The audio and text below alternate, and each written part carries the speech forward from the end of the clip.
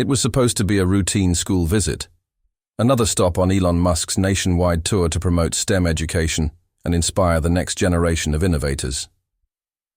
The billionaire entrepreneur had agreed to speak at Westlake High School in Austin, Texas, a school known for its strong science program, but located in an area where many students came from underprivileged backgrounds. Nobody, least of all Musk himself, expected the day to unfold the way it did, or that his actions would spark a nationwide conversation about education, respect, and second chances. Musk arrived at Westlake High 30 minutes earlier than scheduled, hoping to observe some regular classes before his presentation. "I like to get a feel for the school environment," he later explained in an interview. "You learn more about education by watching it happen than by dropping in for a choreographed speech." This unannounced early arrival would prove to be fateful. Accompanied only by the school principal and a single assistant, he had asked the rest of his entourage to wait in the parking lot.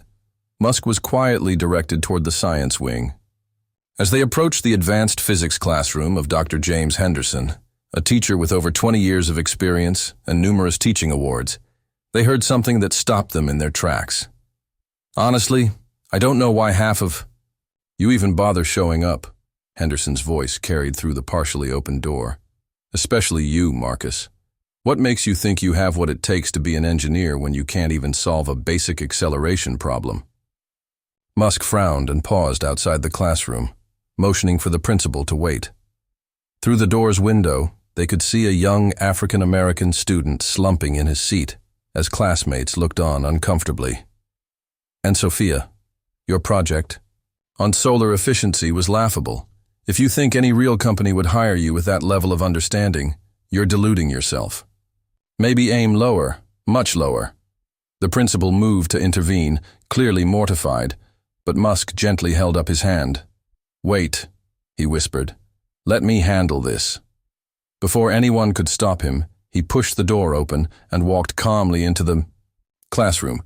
The effect was immediate. Students' eyes widened in shock and recognition. Dr. Henderson froze mid-sentence, his expression shifting from disdain to disbelief as the unmistakable figure of Elon Musk stood before his class. "Please don't stop on my account," Musk said with deceptive casualness.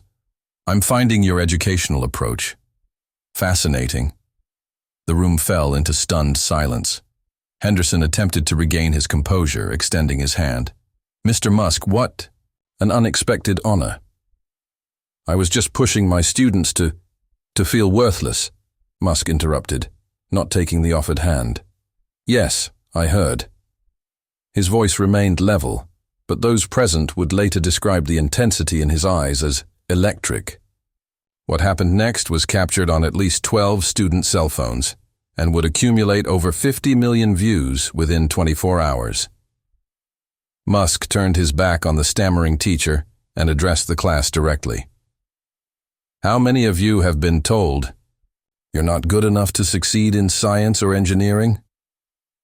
Almost every hand in the room slowly rose. Musk nodded, unsurprised. "When I was building my first companies, do you know how many experts told me I would fail? All of them." He walked toward Marcus, the student who had been singled out. "What was this acceleration problem you couldn't solve?" The teenager hesitantly pointed to an equation on his paper. Musk studied it for a moment. "This is actually a tricky one. Mind if I try?" For the next 5 minutes, Elon Musk, CEO of multiple revolutionary companies worth billions, sat at a student's desk, working through a physics problem, explaining his thought process step by step. When he finished, he turned to the teacher. "The approach you were demanding they use is needlessly complicated. There are at least 3 more efficient ways to solve this." He then moved to Sophia's desk, asking to see the solar efficiency project that had been ridiculed. As the nervous girl explained her concept for improving photovoltaic cell performance through a modification to the silicon doping process, Musk's expression changed from polite interest to genuine enthusiasm. "This is actually quite innovative," he said, growing animated. "Have you considered the manufacturing implications? Because this could potentially reduce production costs by..." He scribbled some calculations. maybe 4 or 5% if implemented at scale. Looking directly at Dr. Henderson, Musk stated firmly, "This is the kind of thinking we desperately need at Tesla. Creative approaches that challenge conventional methods." Turning back to Sophia, he asked, "Would you be interested in having our engineering team review this more thoroughly?" The girl's shocked nod was met with Musk handing her his assistant's business card. "Email this address. I want our solar division to see this." Then, in the moment that would be replayed millions of times across social media platforms, Musk addressed the entire class. "Let me tell you something important. The greatest enemy of innovation isn't ignorance. It's the illusion of knowledge. Someone who believes they know everything can't learn anything new." He glanced pointedly at Henderson. "Your teacher has a lot of knowledge, but today he's demonstrating the most destructive force in education, contempt. Believing some people are worthy of knowledge, and others aren't. That's not just wrong, it's boring. And being wrong, I can forgive. Being boring is unforgivable." Dr. Henderson, now ashen-faced, attempted to interject, but Musk continued. "The most valuable skill in today's world isn't knowing the right answers. It's asking better questions. And you can't ask good questions in an environment where you're afraid of being humiliated." Then, in a move that surprised everyone, Musk pulled up a chair and sat down. "I have about 20 minutes before my scheduled talk.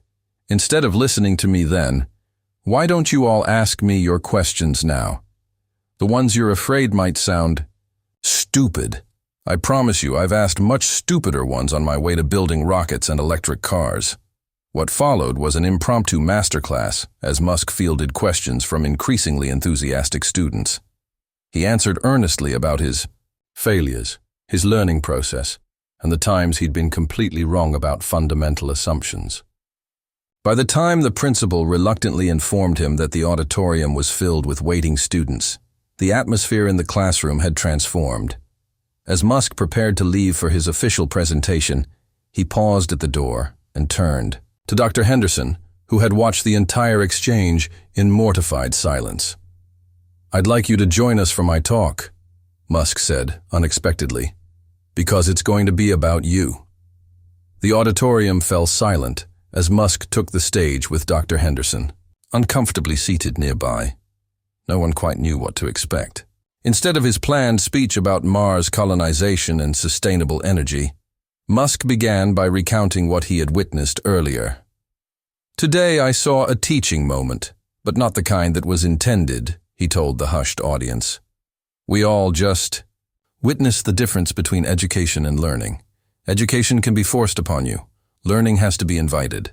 Then, in a twist no one expected, Musk addressed Dr. Henderson directly.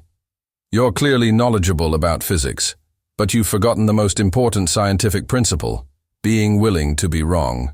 Science advances through failure, through questions that challenge our assumptions."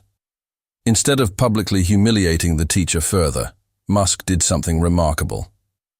"I'm announcing today that Tesla and SpaceX will fund a complete overhaul of Westlake High's science programs. New labs, new equipment, new opportunities for every student, regardless of their background or current performance level."